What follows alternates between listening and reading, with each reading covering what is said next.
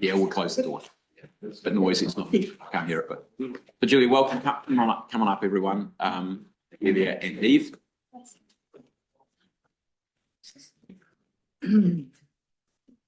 So thank you very much for all your correspondence. Thank you for your persistence. And Grant McCullum, who would have liked to be here, can't because he's on the funeral today. So that's why he's not here. Otherwise, I suspect we'd have had an even fuller bench around the table. We've got you down for 15 minutes. We're really interested in what you've got to say in terms of how we improve safety for horses and for riders on the road. And you know, we always like asking questions as well. So I'll leave it over to you. David, do you want to come up as well? Yeah. Thank you. Yep. How do we work this? It's on automatically. If it's green, it's on. Great. Right. So Introduce yourself. yeah, do the intros because while you've done that for me, you haven't done it for everyone else. So Okay. Away you go. So to my right is my daughter Delia McLean, 13 years old, and has been intrinsic in the Pass Wide and Slow work, but also right at the beginning with the work around vulnerable road user status. And if this is my timed allocation, I'm going to make this really quick. She's presented to Canterbury Mayors and Chairs, and she's delivering the speech that she shared with them. To my left is Eve Lenningston, and she is the powerhouse behind Pass Wide and Slow movement, but she joined me on this journey when it was in the early days of the Vulnerable Road User Status campaign. And I've asked her to be here today to allow for the sharing of Pass Wide and Slow, but also for any questions that you need to know. Good day. Kia ora, Members of Parliament, Chair. The issue we are discussing today must include a young person's voice. This is my voice on behalf. Let me start with a story. Louise was out riding her horse when she heard a truck approaching. She waved at John frantically because she knew if he didn't slow down, there wasn't going to be enough room for them both on the road. The truck driver didn't slow down.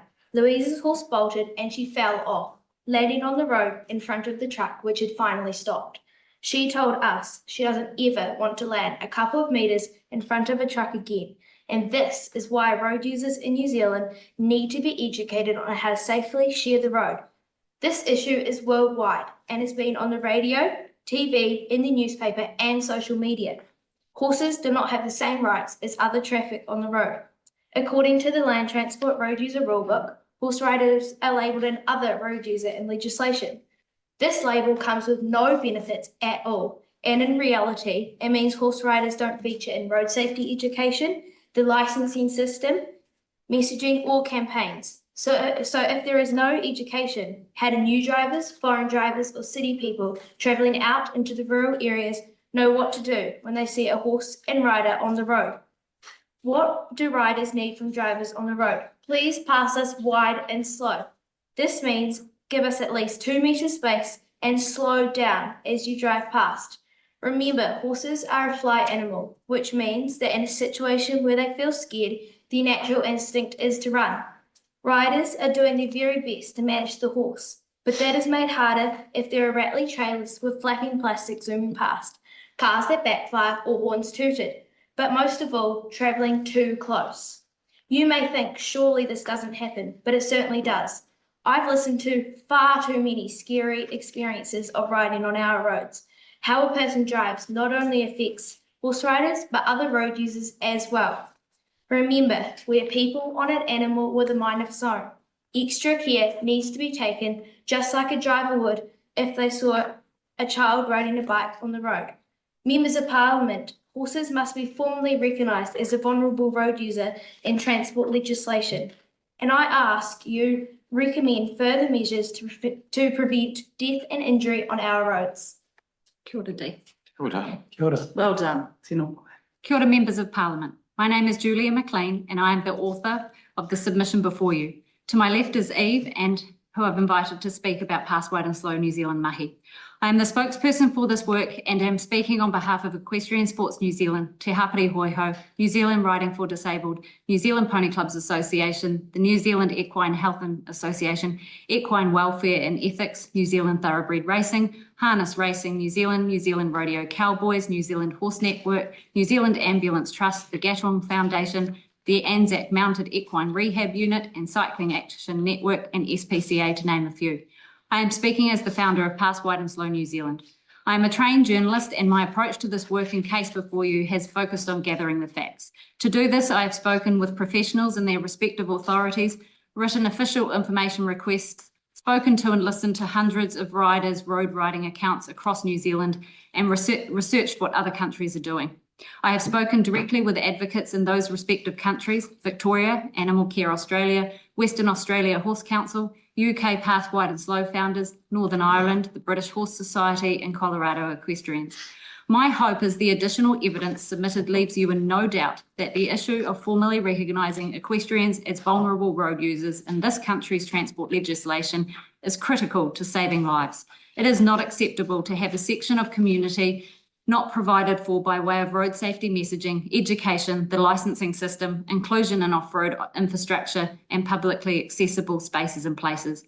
I have attempted to leave no stone unturned, and my motivation to delve deeper is because of my shock and dismay at the system as it stands.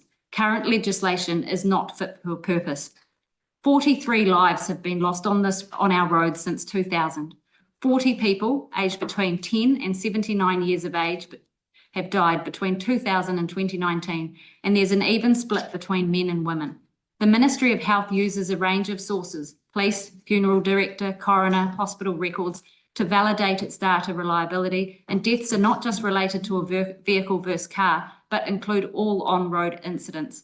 There is a specific code for animal rider or occupant on a horse-drawn vehicle injured in a transport accident, and data meets international statistical classification. Data is released every 6 months. My request is that these statistics are included in the Ministry of Transport's data gathering alongside the CAS system, so the Minister of Transport has a comprehensive understanding of what is happening on our roads. As it stands, WorkSafe has 3 road riding fatalities recorded in 2022. I was only allowed to obtain stats for a 4-year period.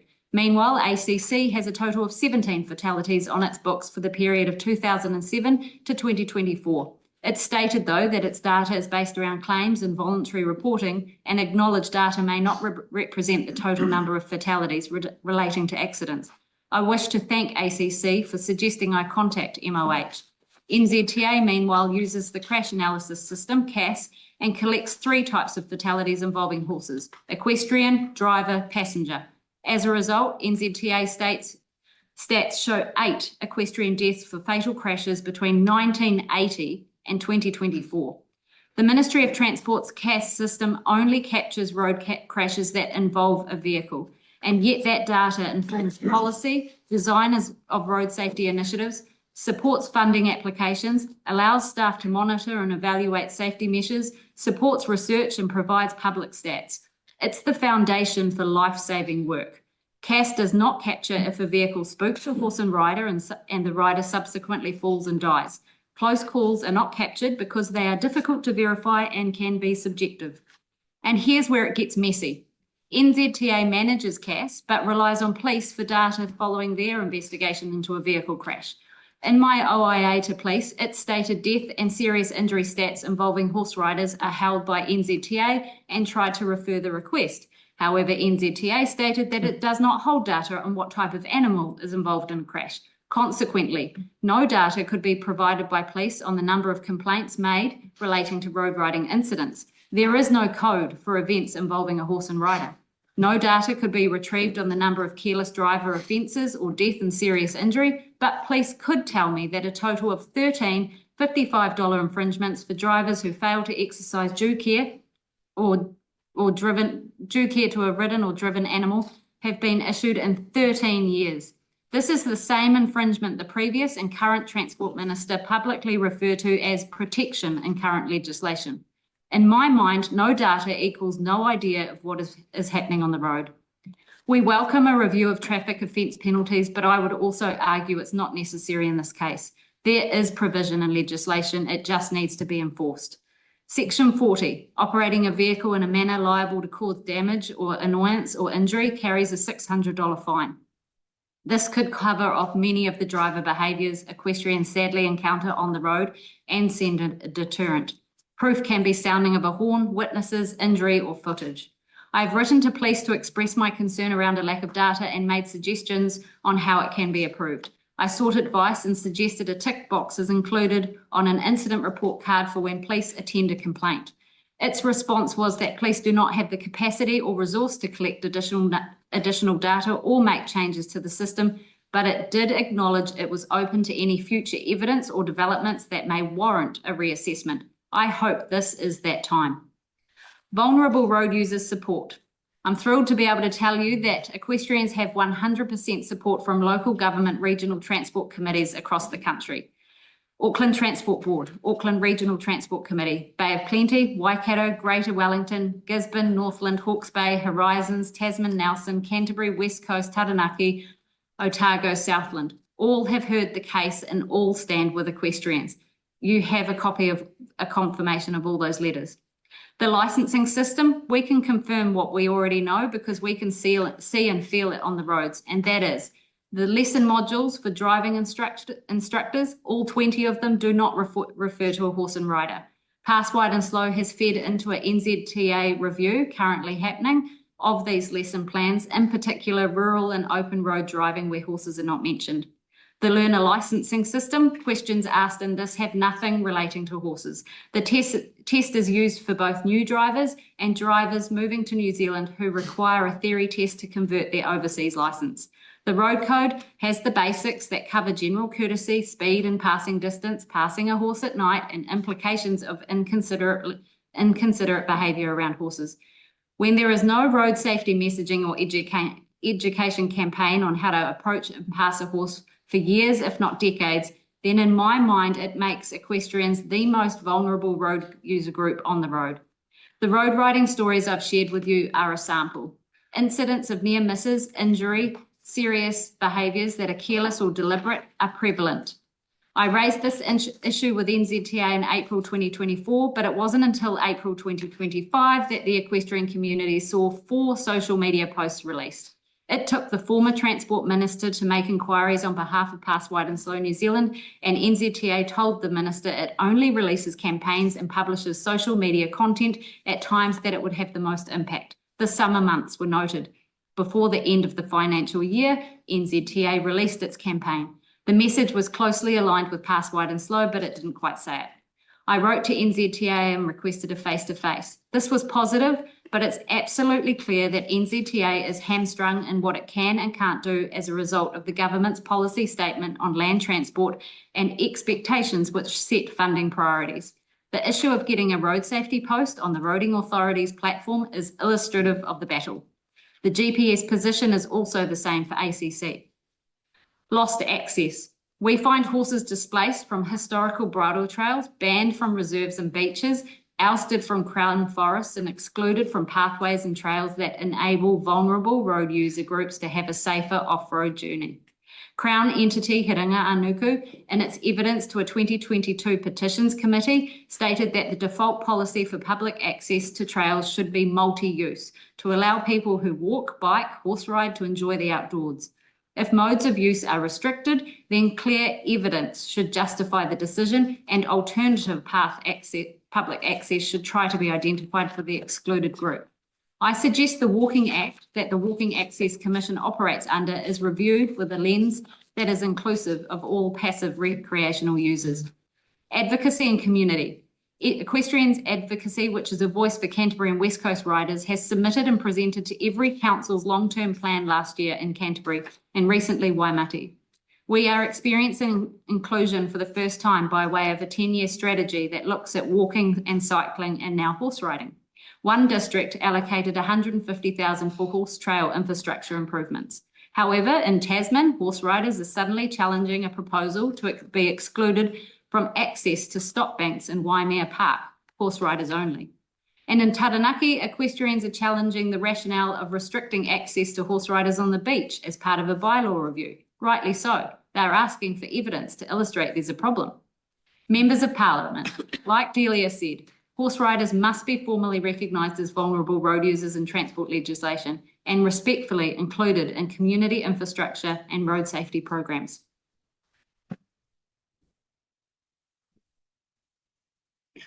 Kia ora, members of Parliament. I am Eve Leniston, the brand and marketing arm of Pass Wide and Slow New Zealand. We are a team of 3 determined wahine who've created a platform, a brand that is built on the Te Ao Māori philosophy of kotahitanga, unity. We are Pass Wide and Slow New Zealand. Pass Wide and Slow New Zealand was created only 8 months ago to fill a gap that exists for our equestrian community in education and advocacy. We are working tirelessly to create strong long-term relationships with key stakeholders such as New Zealand Police, Hatahonu St John's, and supporters like AA and Equestrian Sports New Zealand and SPCA and many, many, many more. There are ample examples on our website, passwideandslow.co.nz, of the successful partnerships we have created and positive change we are making, from New Zealand Police supporting the distribution of our driver education flyer that you will have a copy of. 10,000 were printed and they have been distributed around New Zealand. To police also changing through our mahi, especially Julia's mahi, the protocol of how to attend horses at the scene of an accident. We could not wait for the change in legislation that we need. We are losing too many lives on our roads. We are doing this mahi to save lives, and this is just the beginning. In September, we are leading worldwide awareness rides that will be taking place across Aotearoa to shine a light on the fact that we need road users to pass us wide and slow. We now need the support from the Select Committee to have the road user status changed to vulnerable road users. Thank you. Please pass wide and slow. Thank you all. You're Kia ora. good for questions now. We've got about another 7 or 8 minutes. So who would like to kick me off? Carlos. Yes, thank you for your submission today. It's pretty good. And I just want to curious, when you mentioned that pass wide and slow to give at least 2 meter space, from how you consider that as a safe distance between horse and the vehicle? Well, it's the concept of slow down and give space. So 2 meters is an international distance that's been, advocated and messaged. The reason I'm asking is I do a little bit of research. The average road width is around 3 meters, and average the car is around 1.8 to 2 meters. For this heavy vehicle, we talk about 2.5. So if you say you need around 2 meters distance between horse and the vehicle, this means a lot of the vehicles, when they pass the horse, they need to actually drive to the other side of the road. Am I correct? Well, pass wide and slow is the main message. It would be ideal on roads that you can give us 2 meters space because of how horses turn and they're flight animals. So horses riding this way, as soon as they turn, that we need that space. Now, of course, there's roads where you can't give 2 meters, but if that is that's the ideal that we would like when it's safe to do so. But the key message is pass wide and slow. Sure. Yeah. Okay, I've got Dan, Tracy, Cam, Tangi. Right. Thanks, Mr. We'll try and keep it tight. Thanks. Thank you so much for coming before us and for your advocacy in this area. We had NZTA come in a while ago to talk about this petition, and it seems like the definition of vulnerable use isn't in legislation at the moment. So I'm just wondering how to deal with this in terms of, I guess, do you think that it's required to be in legislation and that will resolve the Equestrian New Zealand's issues? Or are we actually just talking about an operational matter of NZTA just pumping a whole bunch of money into promotion and education in this area? What's your view of, at a minimum, what this committee should be considering? That we're asking for formal recognition in writing in our transport literature to tidy up vulnerable road user interpretation, because currently it's left to interpretation, and that's why you've got inconsistencies from local, community level right up to the top. So it needs to be done properly. And we don't want to continue to have the inconsistency. So we're asking for a formal recognition, just as the WHO and, other entities across the world have done. I mean, look to the Highway Road Code in the UK. They're very explicit in what a vulnerable road user is. And I think this country could do a lot of good by way of having that conversation with community about what vulnerable road users are. And, it's a behaviour change as well that we're also looking at. And I think so many user groups stand to benefit from this conversation. Thank you, Julia. Tracy. Thank you, and thank you for your advocacy, and I love your message discipline as well. You've largely just answered my question, but I will just ask, as an add-on, with regard to the vulnerable road user status, given that you've done clearly a huge amount of research, were there any sort of potential unintended consequences that you've found looking at international examples? Is there anything that we should be wary of? Great question. In the UK, they have vulnerable road user status, but it's their enforcement arm of the speed. They went down the speed tunnel. And I think the key to, I guess, the success of what we're rolling out by way of that message is that it's what we're asking is fair and reasonable. And if you start going down speeds, then the enforcement arm needs to play catch up and actually implement that. And to be frank, in this country, we don't even have enforcement on our side. So let's really start with meaningful, practical pathways that will have a huge impact. Thank you. Thanks. Tanya. Yeah, thank you, Mr. Chair. Thank you for coming in.